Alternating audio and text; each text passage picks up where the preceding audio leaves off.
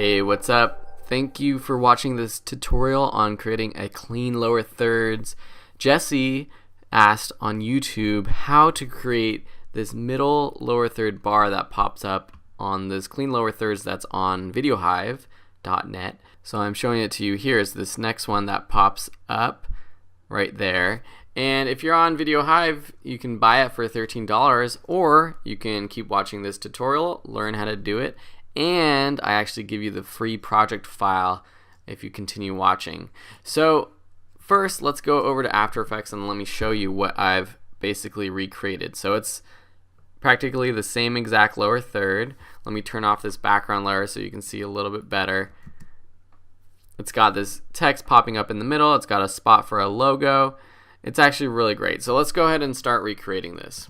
So in After Effects, I'm going to create a new composition by clicking the composition button. 1920 by 1080 is great. Duration 5 seconds. Frame rate 2997. That's good. We'll call this lower third center bar. Okay, so the first thing we're going to do is with our shape tool, with the rectangle tool selected, we are going to create the basic structure of this lower third. So we have the two bars on either side and the center bar, which is sort of a background for the text. So we'll go over to our new composition. I'm going to turn on our grid. So clicking over here and clicking on proportional grid, this will help me make sure that I can center these different shapes and move them where I want. So I'm going to go ahead and set the fill to something like this red, and then I'm just going to create a little bar, something like this, going from about the top to the bottom of these two lines. It doesn't have to be perfect. Then I'm going to use my Move Anchor Point script. You can download this by searching for Move Anchor Point script and downloading the script in Google, and center that. Okay, so now in our shape layer down here, you see that I have a shape layer with a rectangle inside.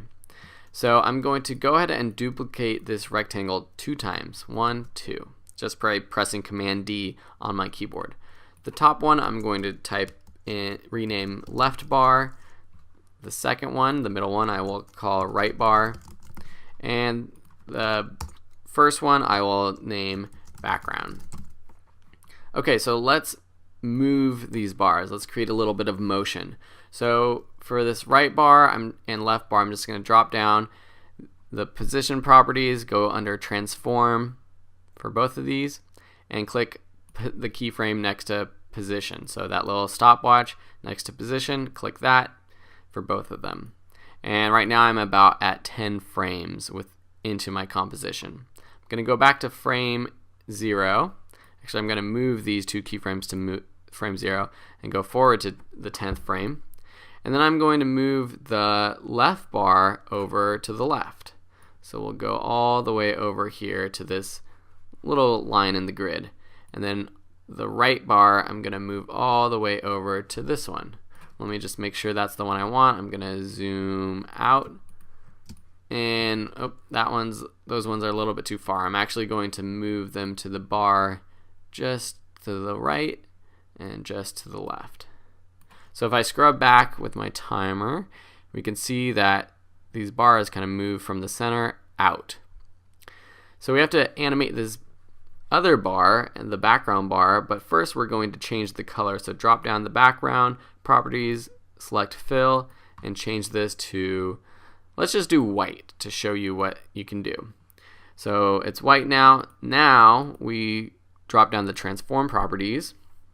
At the beginning, just set a keyframe for scale, and then go to the last keyframe where the left and the right bar go to their last spot. You can press U on your keyboard to bring up all the keyframes at this point and just go over to those next keyframes. Unlock the constrained proportions for the scale property of the background, and then basically make it as wide as the bars have moved. So I'm just increasing the scale, something like that. I'm going to select all of these keyframes on the right, hit F9 on your keyboard to ease it, and that looks pretty good. Okay, so now we have the basic structure of our background. Okay, so now we want to add the text box that pops up. So just go ahead and take your horizontal text tool, and I'm actually going to make this background black because it's a little bit easier to see. So if I go under my transform, actually press U again, go under the shape layer, contents, background, fill, color, we're going to choose like a dark gray, and I'm actually going to add the background to this composition so I can see what we're working with, and I'm going to take off this proportional grid. I'm going to lower the opacity of this background just so we can more easily see this text box that we're working with. Okay, so now we add a text box on sort of the right side of this center bar. So with your text tool, just click and drag to create a text box. Something like that will work. And then just type in whatever you want. Hi, my name is Phil Ebener. I make videos for videoschoolonline.com. Check out the site for more tutorials and premium courses. Okay, sorry for that shameless plug, but had to do it. Okay, so now with my selection tool, I'm just going to move this text box down and over so that there's about the same amount of space on the above the text box, below the text box, and to the right of the text box. And now we have to make it disappear and appear as this box kind of moves out. So we're going to do that by using a track mat and adding another shape. So with your shape tool selected, doesn't matter what color, just make a shape that's about the same size as this box, our text box or the background box.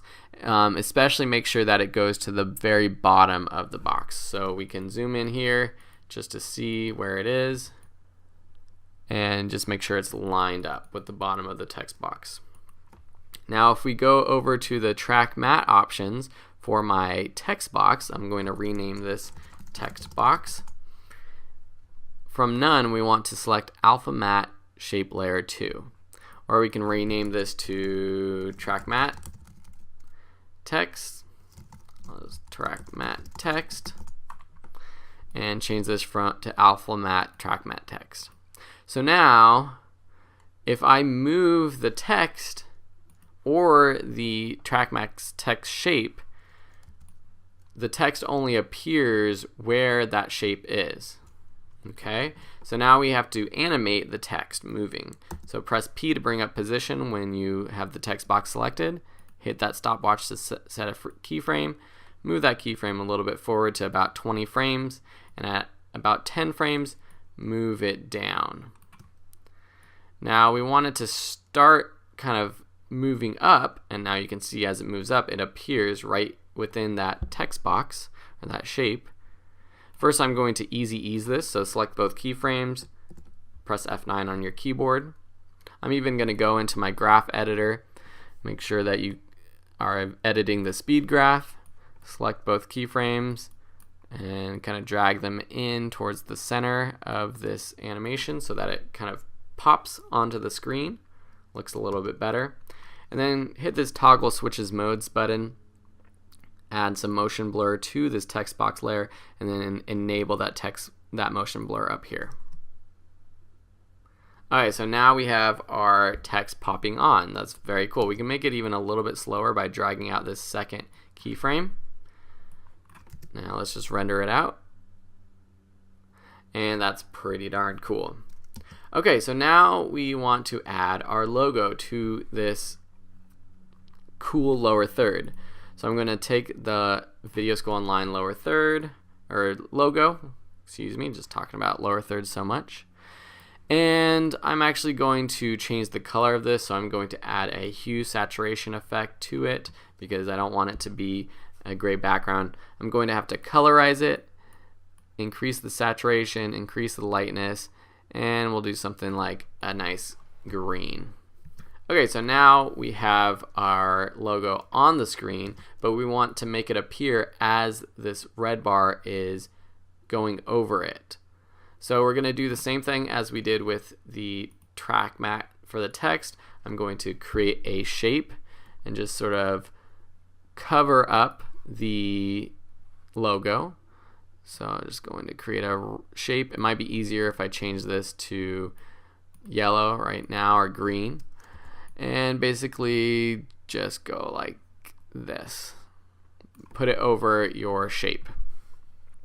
Okay, so now if I hit that toggle switches modes and change the Video School Online icon or whatever icon you're using, track mat option from none to alpha matte shape layer 2, again the icon or logo only appears where the shape layer is. So if I move this shape layer around, you can see that I can kind of animate it to appear on the screen, moving from left to right. So that's exactly what we're going to do. So go to right before where this red bar starts to go behind the logo. So about frame 4. Now put the shape layer that we just created to the very right of that red bar. Press P to bring up your position, hit that keyframe button right there, the icon next to position. Now go forward frame by frame, and you can do that by pressing Command right arrow on your keyboard or Control right arrow if you're using Windows, and then move the shape over to the right to meet up with that red bar again. Now Command right arrow one more time. Make sure you have the right layer selected, shape layer 2. Move to the right until it meets up with that red bar. Shift Command right arrow one more time. And just keep doing this until the shape layer goes past the entire logo. So something like that. So now our logo appears as if the red bar was wiping it onto the screen. So there you have it. We have our entire composition right here, and it wasn't too bad. I think I hope that this tutorial was worth the $13 of your time, or the 12 minutes of your time, or however long this took, instead of paying the $13 on videohive.net. And this way you get to learn, become a better motion graphics artist, and get a free modern lower third out of it. Okay, so again, as I promised, you can download this link, download the project by going to videoschoolonline.com/center lower third, and I'll put that up on the screen. So just check it out. Free lower third template. You can find other lower thirds on videoschoolonline.com, and of course other free premium courses and paid premium courses if you want to dive even deeper into After Effects or many other topics. So thanks for watching. Thanks again, Jesse, for asking for this tutorial. I hope others have found it worthwhile, and everyone else, we'll see you in another video. Bye.